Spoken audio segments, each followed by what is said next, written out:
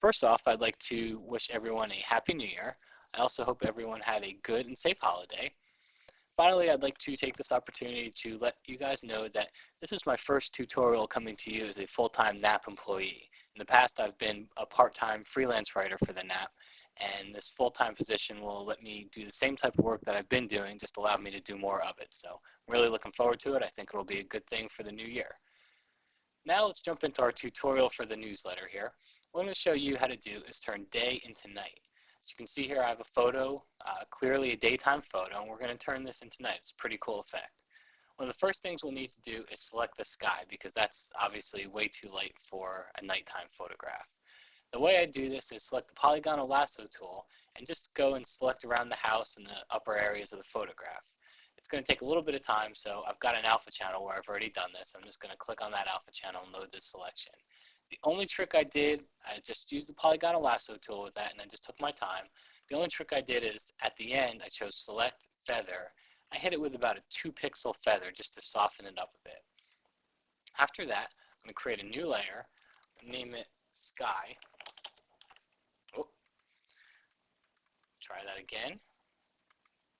Create a new layer, name it sky, and I've got a foreground color of RGB 182184 and a background color that's almost black, RGB 161844. And what I'm going to do is select the linear gradient tool.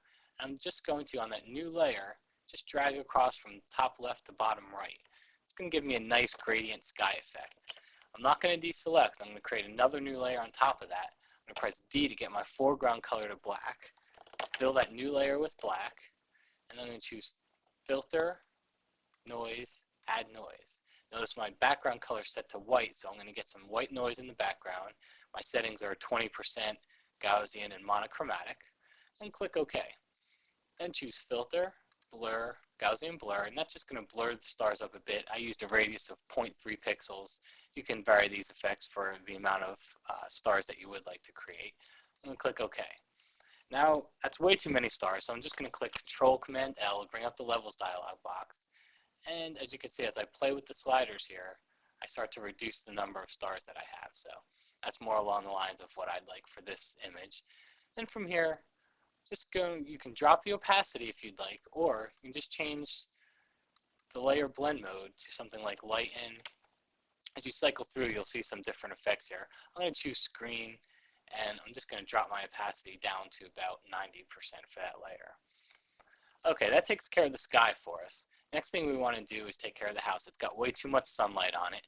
So what I'm going to do is go back to my channel here. I'm going to load that selection, and then I'm going to choose Select Inverse. And that's going to load the actual house instead of the sky. I'm going to create a new layer on top of that house, and I've got a blue color here. So you can see that color is 043124. I'm just going to fill that layer with that blue color. Again, I'm going to drop down here. I'm going to change my blend mode. You can, again, experiment with the settings that work best for your image. I found that hard light seemed to work well for my image. Now, it's almost giving a kind of a moonlit effect, but it's still a little bit too bright. So the one last effect I'm going to do here is go down and create an adjustment layer. It's called Photo Filter. And in that, I'm going to select the color dialog box. I've got a dark blue color here, 0143-124. I'm going to click OK. I'm going to push the density up a bit. Now, as you can see here, it's still a little bit too bright. And just uncheck Preserve Luminosity. Now, that works just fine. Click OK. You can see we've got a nighttime. We've turned day into night. That photo filter here, if you can see, as I click on that on and off, that really made a difference. So keep that one in mind. I hope you enjoyed this tip. I hope everyone, again, had a Happy New Year, and I'm looking forward to working with you more over the next year. Thanks.